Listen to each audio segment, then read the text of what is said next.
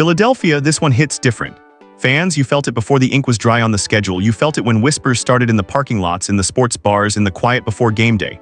The city is electric. The locker room is a pressure cooker. The front office phones don't stop. Every season there's that ticking clock that gets louder and louder, and now it is deafening. The deadline looms and every rumor feels like a fuse. The coaches walk with that same tight jaw.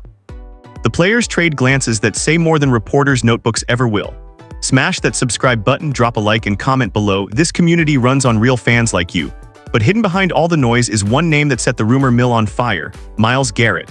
Suddenly, talk in Philly shifted from depth charts to a possible seismic move, from roster tweaks to blockbuster fantasies. The idea of Garrett in midnight green sent adrenaline through bars and basements from South Philly to the main line. Insiders flagged the whispers and national reporters clung to sources, but pragmatism pushed back hard. Howie Roseman is an architect of chaos and opportunity, and every move he makes reshapes the league map, but there are realities that cut through hype like a film splice. Cap math, dead money, contract timing, these are cold, brutal facts. Veterans in the building rolled their eyes at first, then hunched closer to their agents' calls. Cleveland's recent spending and the size of Garrett's deal created headlines that were impossible to ignore. Some beat writers said it was fantasy. Others said it was a reminder that nothing is off the table when a general manager smells an edge. Fans lit feeds on fire with opinion, hope, and outrage. Message threads stretched into the night with trade trees and pick swaps. Former executives came on the air to give odds that felt more like weather reports than verdicts. One voice said chances were less than 5%, then another said maybe under 1%, but the city doesn't hear percentages, it hears possibility. In the locker room, the energy was strange, equal parts hunger and caution. Coaches paced. Players stared at headlines as if they were tactical drawings. Social media exploded with split-screen dreams of Garrett collapsing pocket after pocket in Eagles colors. And yet behind the scenes, smart people do the math. The franchise charts scenarios, weighs fan appetite, measures cap elasticity, and studies the long game. This isn't just trade chatter, it's a mirror held up to what this team wants to be. Do they want to go all in now, or do they build patiently brick by brick? The answer shapes a season. Tonight the city naps, waiting for a text that may never arrive. But believe this, when rumors like this take hold, they change behavior. They make the fan base louder. Hold your breath, because whatever happens will echo, and the city remembers. The reverberations didn't stop with headlines, they rewired conversations. Agents called, coaches adjusted tape meetings. Beat writers hunted confirmations.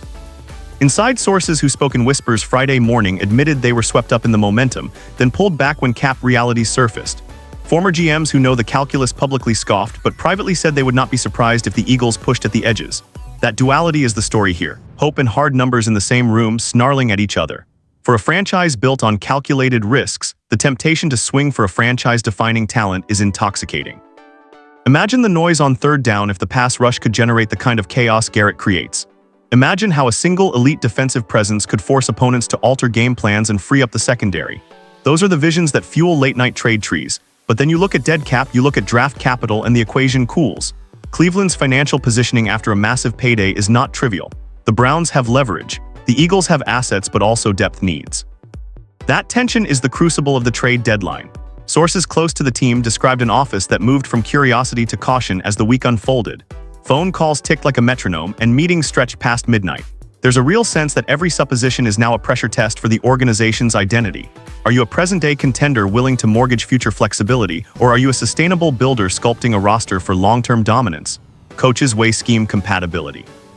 Scouts parse health histories, capologists model scenarios, the fanbase debates morality. The narrative becomes a mirror. Insiders also pointed to a smaller, quieter truth. Sometimes these rumors are leverage, not intention. Teams plant ideas to reveal other teams' chips. Other times they are earnest probes. Either way, the ripples affect pricing, urgency, and locker room tenor. The players notice. Young defenders tweet like they are reading tea leaves. Veterans keep focus routines, but you can see the curiosity in their posture. The emotional contrast is brutal euphoria for possibility colliding with the sobering chant of realism.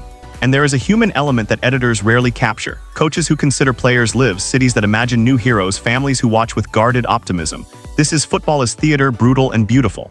As the deadline ticks, the pulse accelerates. The city will lean in. The front office will deliberate. The fans will scream. And whatever unfolds, for better or worse, it will shape the narrative of this season. So weigh the odds, place your bets in group chats, argue with friends, prepare for disappointment or prepare for a seismic upheaval. Both are part of fandom. The only certainty is this: the energy is real and it will change the way we remember this deadline. Comment below. This space belongs to everyone who lives and breathes the Philadelphia Eagles. We're alive, we're loud. And we're just getting started.